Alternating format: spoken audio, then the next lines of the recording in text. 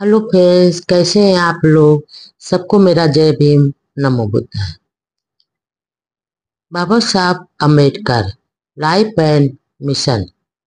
वह अपने विरोधियों पर गिर जाने तक कलम से वार करते थे।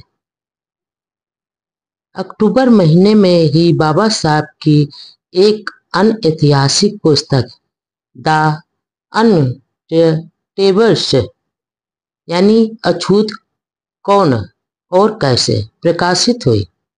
इसमें उन्होंने छुआछूत की उत्पत्ति 400 ईस्वी के आसपास बताते हुए यह साबित किया कि हिंदुओं ने भी गोमांस खाया और जिन बौद्धों ने हिंदू वैदिक धर्म में शामिल होने से इनकार कर दिया वे ही अछूत बना दिए गए।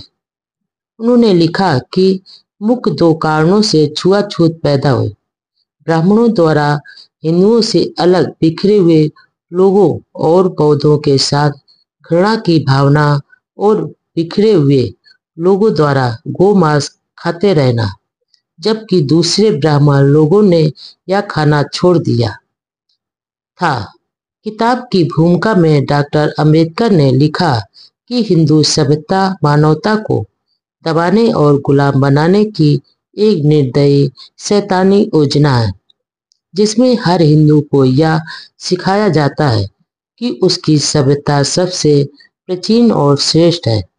बाबा साहब ने सवाल खड़ा किया कि अपराध, कबीले, आदिवासी और अछूतों को जन्म देने वाली हिंदू सभ्यता श्रेष्ठ कैसे हो सकती है। दरअसल बाबा साहब स्वयं की प्रसिद्धि के लिए किताबें नहीं लिखते थे, बल्कि एक विचारक के रूप में समस्याओं को सुलझाने के लिए लिखते थे। हर समस्या का कारण व निवारण साथ बताते थे। विरोधी कहते थे कि अंबेडकर की भाषा बहुत कठोर व तीखी होती है। वे अपने विरोधियों को वैचारिक रूप से हराने में ही संतोष नहीं करते थे, बल्कि चक्कर खाकर गिर जाने तक अपनी कलम से वार करते थे। द अनटचेबल्स भी ऐसी ही रचना है।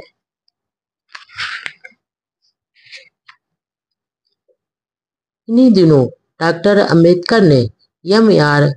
एडगुजी की पुस्तक सोशल इंश्योरेंस इन इंडिया की प्रस्तावना लिखी थी, जिसमें उन्होंने लिखा कि भारत के लिए यह एक नया विषय है और यदि उपज बीमा योजना शुरू कर ली जाए तो ग्रामीण जनता की दरिद्रता दूर करने और अकाल में उन्हें राहत पहुंचाने में इस योजना से बहुत लाभ होगा। देश की एकता के लिए हिंदी को राष्ट्रभाषा बनाने की हिमायत। 14 अक्टूबर 1948 को भाषाई राज्यों की मांग पर विचार करने के लिए बने एक आयोग के समक्ष प्रस्तुत किए गए अपने ज्ञापन में कहा, भाषाई राज्य बनाने में कोई खतरा नहीं है। खतरा तो भाषा की राज्य बनाकर हर राज्य की सरकारी राजभाषा बनाने में है। किसी प्रांत की भाषा को राजभाषा बनाने का प्रांतीय राष्ट्रवाद बन जाएगा। हर राज्य की सरकारी राजसभा प्रांतीय भाषा होने पर भारत एक संघ रहने की बजाय यूरोप की तरह टुकड़ों में बंट जाएगा। इसलिए सभी राज्यों की हिंदी राष्ट्रभाषा राज व्यवहार की भाषा के रूप में स्वीकार की जाए। अपने ज्ञापन में उन्होंने अपने ढेर सारे तर्कों के आधार पर यह मांग की कि बम्बई शहर को महाराष्ट्र में मिलाया जाना चाहिए, इससे महाराष्ट्र मजबूत होगा। उन्होंने कलकत्ता शहर का उदाहरण देते हुए कहा कि कलकत्ता का व्यापार उद्योग सभी गैर बंगालियों के कब्जे में है और बंगाली तो अल्पसंख्यक है, लेकिन कलकत्ता बंगाल का हिस्सा और होना भी चाहिए। इसलिए बम्बई को भी महाराष्ट्र में मिलाया जाना चाहिए। आर्थिक प्रगति के साथ राजनीतिक सत्ता पर काबिज होने का आह्वान। 25 अप्रैल 1948 को लखनऊ में Uttar Pradesh schedule caste federation के सालाना सम्मेलन में बाबा साहब ने अपने भाषण में कहा, राजशक्ति ही सामाजिक उन्नति की कुंजी है। इसलिए अनुसूचित जातियों को चाहिए कि वे अपनी प्रगति के लिए संगठित हों और सत्ता पर काबिज हों। ऐसे में कांग्रेस व समाजवादी पार्टियों के बीच सत्ता का संतुलन निर्माण में ही उनका कल्याण होगा। उन्होंने आगे कहा, कांग्रेस जलता हुआ एक मकान है और उन्हें कोई ताज्जुब नहीं होगा यदि यह कुछ वर्षों में नष्ट हो जाए।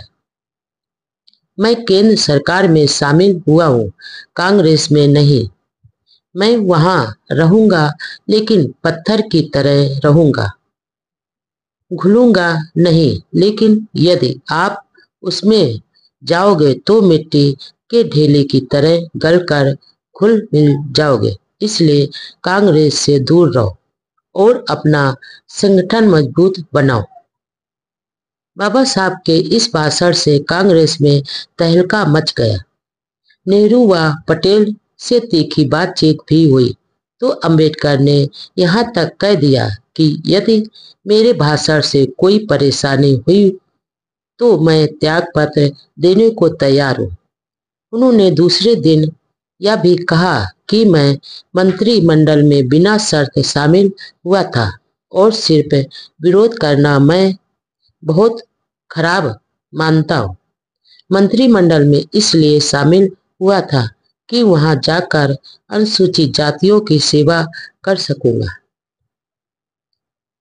बात यहीं तक नहीं रुकी। बाबा साहब का यह भाषण प्रधानमंत्री नेहरू को बहुत अखरा और अंबेडकर को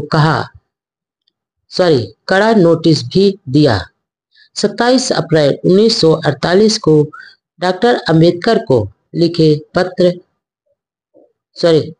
अपने पत्र में नेहरू ने लिखा, आपने भाषण में कहा कि यदि दलित वर्ग में एकता आ जाए तो कुछ ही दिनों में नेहरू और पटेल को हटाकर उनका स्थान ले सकते हैं। नेहरू के पत्र के 2 दिन बाद पटेल ने भी अंबेडकर को नाराजगी भरा पत्र लिखा। इस संबंध में नेहरू, पटेल और अंबेडकर के बीच कई पत्रों द्वारा आरोप व स्पष्टीकरण का सिलसिला चला, जिसमें उन्होंने कहा कि उनके भाषण में दिए बयान को तोड़ मरोड़ कर छापा गया है।